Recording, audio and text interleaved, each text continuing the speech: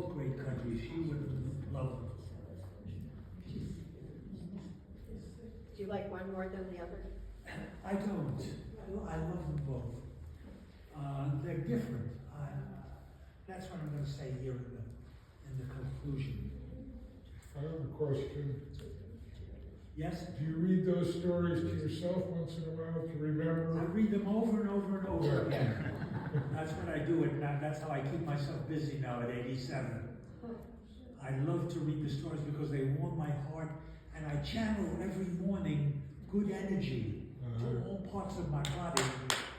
And it's never given me any trouble, and I take out everything negative, I put everything positive in, and part of what I do is channel all my experiences from all over the world, the wonderful experiences I had, so that at the end of the hour I have my face is beaming, just smiling, you know. And that's the way I've kept the body shape. Like the difference. Freedom is a state of mind. Freedom is not freedom from something. But that's only half of the statement. I have thought about the difference between India and Thailand. 17 years ago, I was with Sandy in India, and I loved it. I loved Indian culture and religion, and the feeling I had then was one of freedom. Not freedom so much as a state of mind, as Krishnamurti has said, but freedom from something. I felt free from all the decadence and the consumerism and materialism I had known in America, that is in Europe and in America, that is in the West. I was free. The cows, the dogs, the monkeys, the pigs, everything ran wild and in the streets in India. There was no order, no organization. People pushed and shoved in a way I had not known in the West. And in the pushing and shoving, those pooches, taxi cab rides, the sadhus bathing in the Ganges, and the Himalayan mountains stretching endlessly into the sky, I felt a newfound freedom. But it was a freedom from something. At last I was free and unencumbered. I remember writing for 4 months solid. I filled 9 large, thin notebooks, back and front on every page. And I loved India. I wanted to go back. Indeed, I felt a need to go back. Something, in spite of everything, was still missing for me.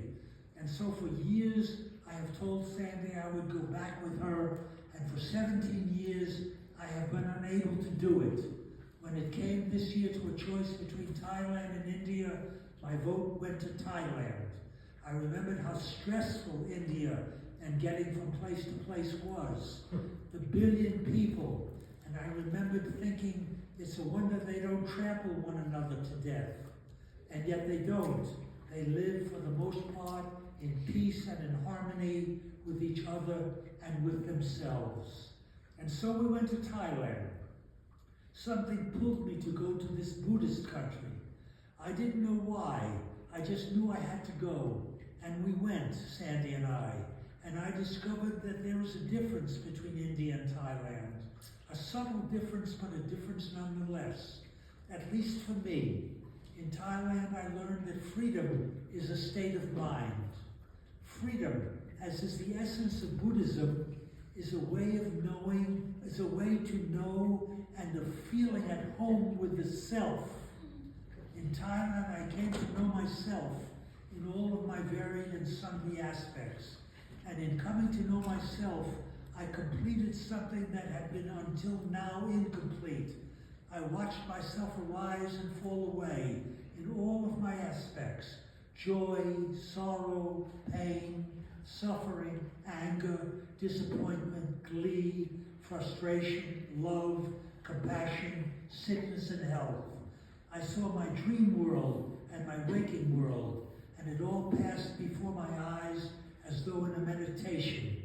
The thoughts, the feelings, the sensations, the sounds came and went, and I saw myself before my very eyes. There I was, my complete self, naked. I stood before myself, and I watched myself go by. And this became for me the essence of Buddhism, to know the self, to know oneself, and to detach oneself from oneself. A state of mind, that is what Buddhism had become for me, a state of mind. And now the picture is complete. Buddhism and Hinduism, one whole. I have a desire to go back to India, but no longer a need. I want to go back next year with Sandy in order to see the difference between the India of now and the India of then, 17 years ago, and the difference in myself between now and then.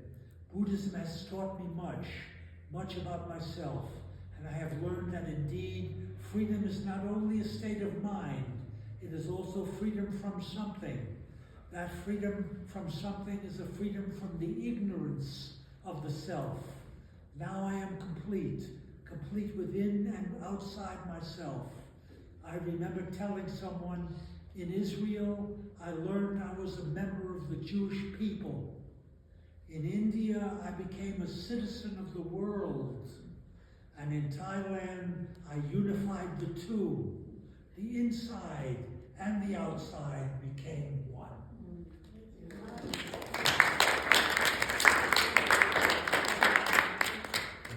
So maybe you have some more questions? Yeah.